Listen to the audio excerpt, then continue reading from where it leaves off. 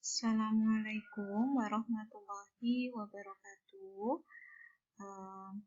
Anak-anak, untuk materi kita tentang pecahan ini, yang paling utama, paling penting, anak-anak itu dapat mengubah berbagai bentuk pecahan ini ke dalam bentuk desimal. Kenapa demikian? Karena kemampuan mengubah pecahan dalam bentuk desimal itu digunakan untuk mengurutkan, nanti pada soal yang minta mengurutkan pecahan, baik yang mulai dari yang terbesar maupun dari yang terkecil, ya. Sebenarnya mengubah dalam bentuk pecahan itu ada kaitannya dengan pembagian atau porogapit, nggih. Contoh nomor 1. 175%, persen itu artinya per 100. Berarti artinya 175 per 100. Per 100 dibagi 100, jadi 175 per 100. Anak-anak dapat menghitung porogapit, atau kalau sudah kelas 6, maka Bu Guru mengajarkan cara cepatnya. Per 100 itu berarti nanti bilangan itu di belakang koma ada 2 angka. Maka mula-mula anak-anak tuliskan dulu 175. Karena per 100 maka di belakang koma itu 2 angka, anak-anak hitung mulai dari 5. 1, 2. Oh, berarti komanya ada di depan 7. Cukup mudah ya. Nah, nanti seumpama ada pecahan 175 per 10. Kalau per 10 itu artinya di belakang koma itu ada 1 angka. Nah, maka ditulis. Ini hanya contoh nih, kalau per 10, maka umpamanya 175 per 10. Dihitung dari belakang satu angka untuk koma 1. Oh, berarti komanya ada di depan 5. Itu kalau 175 per 10. Oke, nah itu. Nah, selanjutnya, mengubah desimal dari 9 per 8. Nah, ini menggunakan porogapit juga. Artinya 9 dibagi 8. 9 dibagi 8 berapa? Sama artinya dengan 8. 8 kali berapa yang ketemunya mendekati 9? Oh, dikali 1. Ya. Maka 1 kali 8 itu kan 8.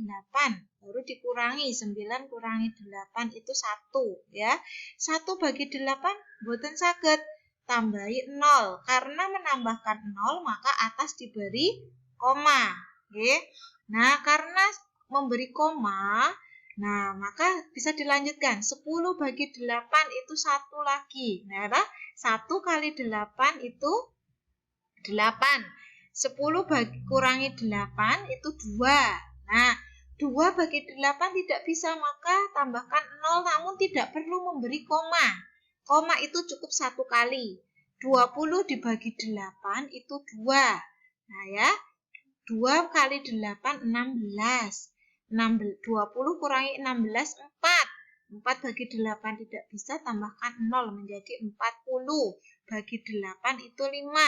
5 kali 8, 40. 40 kurangi 40, 0. Jika sudah sampai 0 seperti ini berarti sudah selesai. Maka bentuk desimal 9 per 8 itu 1,125. Ini artinya begini anak-anak. 9 per 8 itu nilainya sama dengan 1,125. Hanya bentuk pecahan yang berbeda. Yang ini pecahan biasa, yang ini pecahan desimal, namun nilainya sama. Nah, kenapa anak-anak harus lancar dalam mengubah dalam bentuk desimal? Itu kaitannya nanti untuk mengerjakan soal mengurutkan bilangan.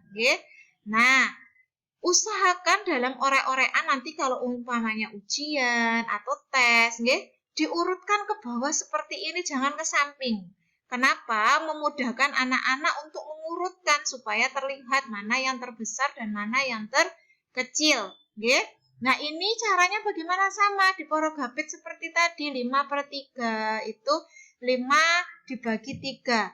Nah, usahakan di belakang koma ada 3 angka. Kalau di sini masih 6, 6, 6, 6, 6, terus ya udah kita ambil 3 angka saja ya. Kemudian 17/10, ya ini yang tadi Bu Guru sampaikan. Kalau per 10 itu di belakang koma satu angka. Maka ditulis dulu umpamanya 17 gitu ya. Hitung satu angka dari belakang 1. Oh, berarti komanya ada di depan 7. Sekarang 167%.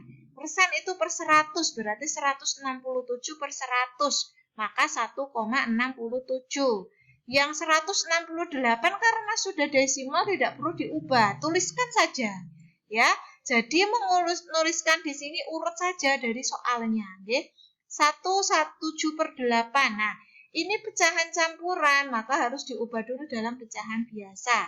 Caranya 8 dikali 1 itu 8 ditambah 7 itu 15/8. Jadi 15 dibagi 8 itu sama dengan 1,875. Oke. Nah, kalau sudah ketemu begini, dituliskan urut seperti ini, maka tinggal dilihat permintaannya dari yang terkecil. Kita lihat dari satu angka di depan koma. Oh, kebetulan sama 111 semua. Kita lihat angka yang kedua setelah koma. Karena yang terkecil kita pilih yang paling kecil. Ada 6, ada 7, ada 6, ada 6. Oh, berarti yang 6. Nah, sekarang yang 6 ditengok. Setelah 6 berapa? Setelah 6, 6. Ini setelah 6, 7. Ini setelah 6, 8. Diambil yang kecil. Setelah 6, 6. Oh, berarti ini yang 1. Setelah 6, 7. Ini yang nomor 2. Setelah 6, ini 8. Ini nomor 3. Baru setelah itu dilihat lagi. 1,6 sekarang 1,7. Hanya 1. Berarti ini yang nomor 4. Nah, berarti yang terakhir yang 1,8 ini nomor 5. Nah, kemudian menuliskannya bukan menuliskan ininya 1,66-nya, tapi bilangan ininya.